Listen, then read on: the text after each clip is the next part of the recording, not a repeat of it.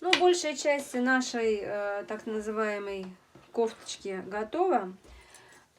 Остались так маленькие моменты.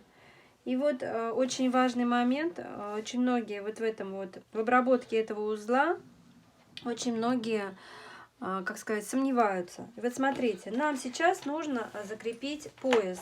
Так как у нас пояс настрочен только за одну сторону, нам нужно сейчас, получается, закрепить его полностью, настрочить полностью и обметать. Вот, я изначально отметила линию середины пояса на внешней стороне пояса и на внутренней стороне пояса, чтобы у нас в процессе закрепления и соединения не было перекосов. Поэтому я сейчас в первую очередь совмещаю вот эту вот рассечку середины спинки и середины пояса. Вот. И вот здесь практически то же самое, как и мы закрепляли у воротника. Вот, здесь вот получается тоже так же уравниваем, излишки все выгоняем. И на том месте, где мы делали рассечку, натечку, мы должны вот так вот зафиксировать. И у нас также, обработка такая же, как у воротника. И у нас будет также закрепляться строчка. И мы будем шить со стороны изделия строчка в строчку. Притачивание пояса к самой кофте, но закрепляя внутреннюю сторону пояса. И потом мы ее еще обметаем. Я сейчас вот это вот притачаю, обметаю и заготовлю манжеты. Манжеты у нас раскроенные. Если раньше я как-то манжеты заготавливала на прямострочной машине, вот изнанкой, соединяла сантиметровым швом, разутюживала, выворачивала и втачивала. Сейчас я просто их соединяю строчкой оверлока, одной строчкой оверлока, и все.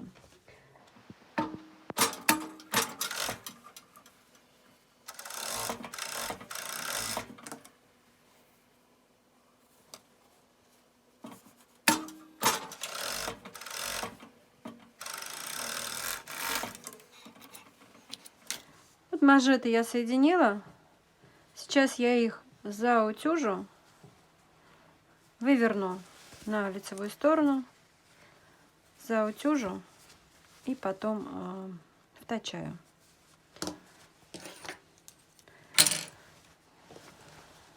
Далее нам нужно обметать пояс. Вот она, вся эта конструкция. Вот я закрепила. Вот с лица уже у меня получилось вот так.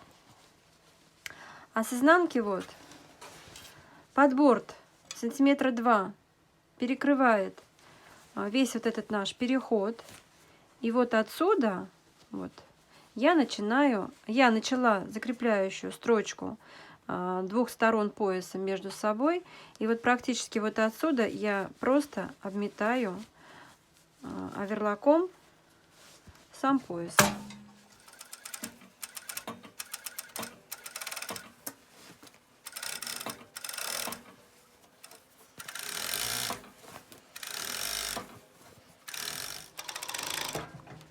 Заканчиваем тоже так же, примерно на 2 сантиметра от среза подборта и от шва соединения пояса и деталей пояса из кашкарсе и основной ткани.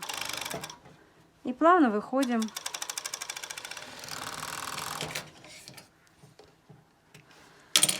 Все. Пояс у нас готов.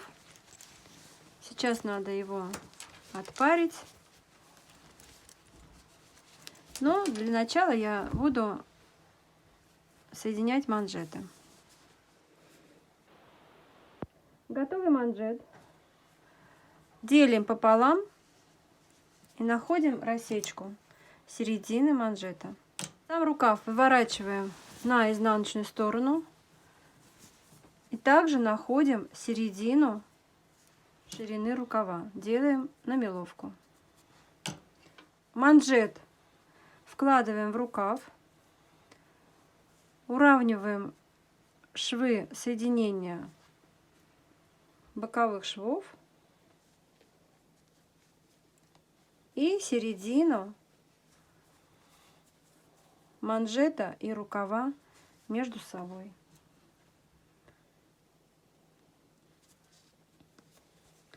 И начинаем втачивать.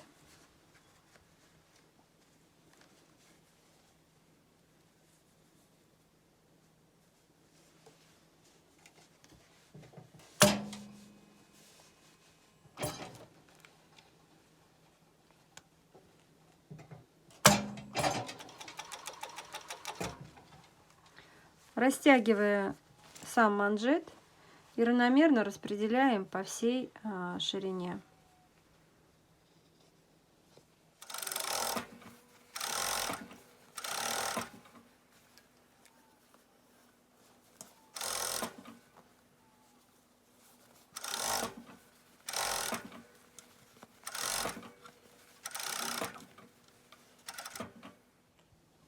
Когда я доехала до начала строчки оверлока, я чуточку 2-3 стежка ее переезжаю, поднимаю лапку, поворачиваю в сторону и выезжаю.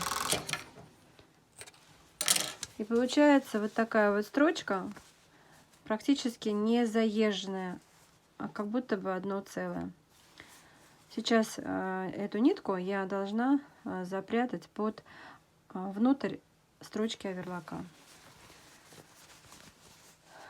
Ну вот, у нас готов. Мы тоже его втачали. Вот. Сейчас его надо отутюжить. Ну вот что у нас получилось. Вот пояс. Обметала я его. И вот внутри там получается вот это вот место, оно разутюжено. И потом переходит, как плавный переход с разутюжки на заутюжку. Вот тут, сейчас хочу раскрыть. Вот оно. Можно сделать было за один прием. Обычно я шью за один прием.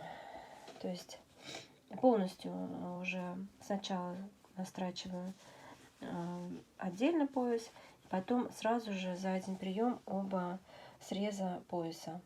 Но я подумала, что вам будет так сложно, поэтому я показала за притачивание пояса за 2 приема. Вот его здесь не видно. Отметка спрятана под бортом. По верху тоже все ровненько. По воротнику тоже такая же конструкция. Точку не брала. Тоже здесь вот оно разутюжено. Вот это вот место. Вот. Швы разложены, и потом плавно переходит на направление в одну сторону. По поводу манжет, почему я шью за один прием, то есть не соединяю на прямострочно и не разутюживаю, а потому что почему-то, не знаю, шила кашкарсе и лопнула, пошли стрелы. Вот, но смысл то, что у манжета шов направляю в одну сторону, а у самого изделия в другую сторону. И получается противоположно, чтобы не было толщины. Вот так вот. Ну вот. Дальше я начинаю шить капюшон.